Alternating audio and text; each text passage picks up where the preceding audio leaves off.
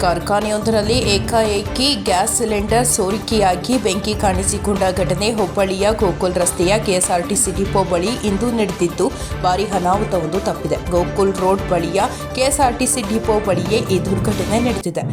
Bharat metal industrial ಎಂಬ ಫ್ಯಾಕ್ಟರಿಯಲ್ಲಿಯೇ gas cylinder ಸೋರಿಕೆಯಾಗಿದ್ದು ಯಾವುದೇ ಪ್ರಾಣ ಹಾನಿ ಸಂಭವಿಸಿಲ್ಲ.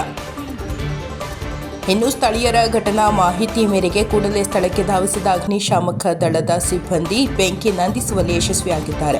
ಗೋಕುಲ್ ರೋಡ್ ಪೊಲೀಸ್ ಠಾಣಾ ವ್ಯಾಪ್ತಿಯಲ್ಲಿ ಘಟನೆ ನಡೆದಿದೆ. ವರದಿ ಸಂತೋಷ ಮೇದಾರ, ಹುಬ್ಬಳ್ಳಿ.